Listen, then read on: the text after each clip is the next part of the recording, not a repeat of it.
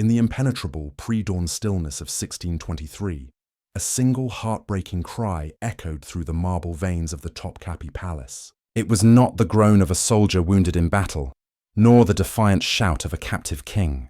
It was the raw, terrified scream of a girl, barely 15 years old, Princess Fatma Sultan, daughter of the most powerful sovereign on earth. Her voice sliced through the corridors like knives of ice, so profound in its agony that even the eunuch guards, sworn to impassivity, recoiled in dread, their faces paling, unwilling to approach the forbidden chamber from which it came. What was unfolding was not a simple misfortune. It was the unveiling of the hidden price every daughter of the Sultan was destined to pay. A price carved into the soul long before it touched the flesh, a debt silenced by history for 600 years. Those cries were not born of a physical wound, but of a secret ritual meticulously designed to break the spirit, condemning royal daughters to a shadowed existence long before they ever came of age. This dark tradition, hidden for centuries behind gilded walls, reveals a truth more chilling than any battle, that in the heart of absolute power, the first to be sacrificed are often those born closest to the throne. The Ottoman Empire, a vast and seemingly eternal ocean of power, stretched across 3 continents for over 6 centuries, from its genesis in 1299 to its final breath in 1922. Its armies thundered from the walls of Vienna to the burning sands of Yemen, its banners casting shadows over Europe, Asia, and Africa. When Constantinople, the jewel of Christendom, fell in 1453, it was reborn as Istanbul, the beating heart of an empire destined to endure.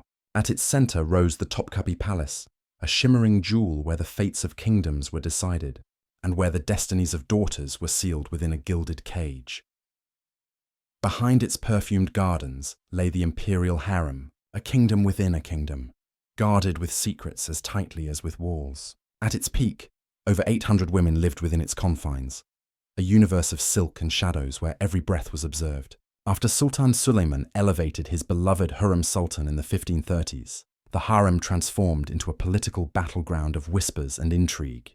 Here, women who arrived as slaves from distant European villages could rise to command influence greater than generals. For these concubines, the harem, though a prison, offered a sliver of opportunity, a chance to trade their chains for crowns. But the daughters of the Sultan, princesses born into unimaginable wealth and lineage, were not granted even that dangerous freedom. They were not players in the great game of power. They were the gilded pieces themselves, placed on the board to seal alliances, quell rebellions, or purchase loyalty. Each princess was a living coin of flesh, minted for the cold calculus of politics. It was into this reality that Princess Fatma Sultan was born in 1606, daughter of Sultan Ahmed I and the formidable Qasim Sultan, a woman whose power was a force of nature. Fatma's childhood was a tapestry of scholarly tutors and scented gardens. She mastered Arabic and Persian, debated astronomy with court scholars, and dazzled learned men with a mind as radiant as her charm. Chroniclers called her a jewel of the dynasty. But brilliance was never a shield against destiny. Her future was already etched in the invisible parchments of imperial law. She would not choose a husband, but be handed over as a living seal on a political pact. The man chosen for her was Damat Kara Mustafa Pasha, a hardened commander 20 years her senior, his hands and soul scarred by wars against Persia. For him, this marriage was a ladder to the highest echelons of power. For her, it was the beginning of a tragedy from which there was no escape. And so, as her wedding approached, the shadow of an ancient, terrible ritual fell over her, a process known as Terbiya-i-Mubarak, the sacred training. This was no joyful preparation, but a calculated breaking of the human spirit, refined over generations to strip royal daughters of their very will, transforming them into trembling shadows long before they ever became brides. 3 months before her wedding, Fatma was drawn into the ritual of Terbiya-i-Mubarak. To the outside world, the name sounded divine. Inside the palace, it was a sentence of spiritual death. It was a system designed not to prepare, but to crush, not to honor, but to break a princess completely, reshaping her into a docile vessel of obedience. The overseer was Gular Hatun, a woman of 60 winters, whose cold eyes had witnessed the breaking of a dozen imperial daughters. Under her gaze, Fatma was taken to the bridal chamber. From dawn till midday, she was drilled in endless rituals of reverence, forced to master 18 different bows and submissions for every conceivable situation. for serving, for lying down, for preparing herself in silence for her husband's approach. Her very walk was deconstructed and rebuilt into the Yürüyüşü Enderuni, the measured steps of the inner palace. Her head inclined at a strict 30-degree angle, her hands held just so below her heart. Every gesture that once radiated royal dignity was replaced with movements designed to scream surrender. The cruelest cut was to her voice. Fatma's vast vocabulary, her power to debate and persuade, was stripped down to just 43 permitted words. Words of gratitude, apology, and obedience. Any slip into independent thought was punished swiftly. A day of fasting, hours of isolation in damp reflection rooms, or public humiliation before the women of the court. But the harshest trial awaited in secret chambers beneath the palace, built to mirror wedding rooms in exact detail. Here, the princesses endured Telimi Gerdek, rehearsals of the wedding night. In these cold, silent rooms, wax mannequins crafted by Venetian artisans stood in for their future husbands. Fatma was forced to practice gestures and acts of intimacy that violated her innocence, her every hesitation and tear noted and judged. If she broke down, the sessions were multiplied. Slowly, the bright young woman who loved poetry and astronomy was hollowed out, her brilliance dimmed, her spirit sculpted into a monument of submission. The training burrowed deeper into her mind. She was forced to memorize and recite passages from treatises exalting marital duty and sacrifice, like the Nasihat al-Muluk, her tone and conviction judged by stern-faced women. Even her prayers were co-opted, turned into tools of control. 5 times a day, she knelt to repeat specially composed invocations that praised surrender and erased individuality, sanctifying her submission as religious duty. Then came the ritual of humiliation. Twice a week, in front of the entire female court, Princess Fatma was ordered to serve her father's concubines, women who were, by status, her inferiors. She washed them, combed their hair, and fed them with her own hands, a deliberate cruelty designed to shatter her innate sense of pride. Witnesses later recorded that the princess often broke into uncontrollable sobs, her tears seen only as proof that the ritual was succeeding.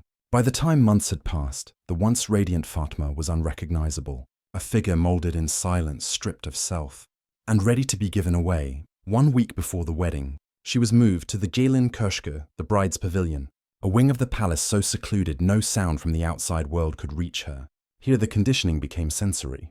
Her meals were laced with symbolic spices from Yemen. Her daily baths were infusions of valerian, poppy, and bitter orange blossom, subtle sedatives meant to induce compliance.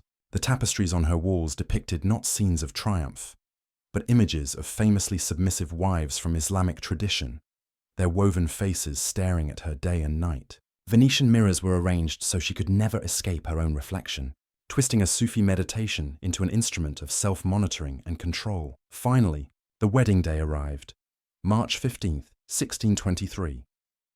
While Istanbul celebrated with feasts and songs, Fatma sat silent, drowning in dread. Palace physicians noted her trembling hands and racing heart, what we would now call severe panic attacks. As night fell, she was led to the Gerdek Oda, the nuptial chamber, an octagonal pavilion built in 3 levels, each representing a stage of her final surrender: purification, restraint, and consummation. On the first level, her body was anointed with ointments laced with diluted opium and mandrake root, a chemical surrender.